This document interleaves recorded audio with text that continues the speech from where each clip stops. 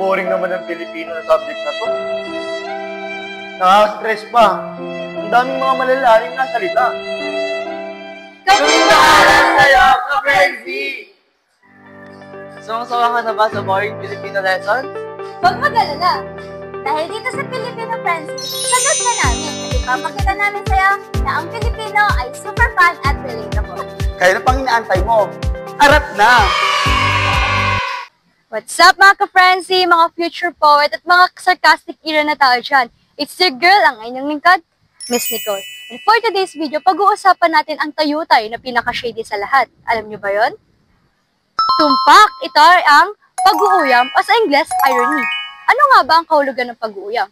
Ito ay tayutay na kung saan ginagamit ang mga salita o pahayag na tila papuri, pero deep inside, banat pala yon. In short, it's giving nice ka, pero not really. Or, ang ganda na damit mo, para kang kumot. Girl, feeling mo compliment yon? Trust me, there's more than that. Basically, ginagamit ang pag-uuyam upang mang-asar in a classy way. Parang soft banat pero deep inside, sharp as knife. I'll give you more examples para mas maunawaan nga natin kung ano nga ba ang pag-uuyam. Narito si Marjeline at Charlotte. Let's watch this.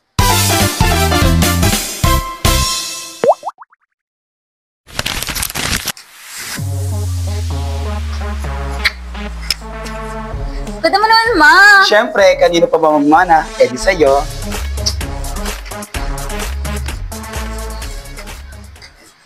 Sayang basketball natin, Talo no pre? tayo.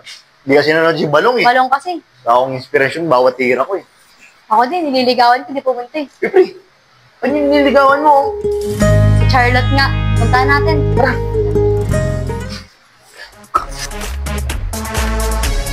Uy! Picture naman tayo! Ay sige, gusto ko yan. Uy, Charlotte. Grabe ka rin magpaligaw eh, no? Kala ko pa naman totoo. Laro lang pala. Okay lang yan, Tol. Mukha kasing kalaban eh. Tol, nasasaktan na nga ako eh. I'm sorry. Makakahanap ka rin ng forever mo. Sana all, may forever. Eh ako, isa na lang ata ako sa Valentine's Day. Sakto, Tol. Mag-uundas na. Valentine's Day, Ay, Tol, malayo pa yun. Actually, mabait ka naman eh. Kaya nga ayaw na kita makita. Oh, sakit. Sige, salamat sa mga alaala nating dalawa. Magandang gamot to para makalimutan ko nararamdaman ko sa'yo. Okay, bye. Tol, kain na lang tayo. Welcome back mga ka-Frenzy. Anong masasabi niyo sa napanood niyong video? Grabe, nakakalungkot para kay Marjeline, no? Pero in fairness, hindi natin alam na ganun pala kasakit yung mga sinabi ni Charlotte kasi nga, may hidden meaning. Katulad ng, mabait ka naman eh, kaya nga ayaw na kita makita.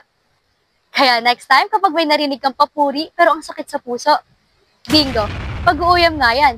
Kaya maaari nyo na itong gamitin sa tula, kwento, o kahit sa tropa nyong petty kapag nag-uusap kayo. Yun lamang, muli, ako si Miss Nicole, ang inyong lingkod. Paalam!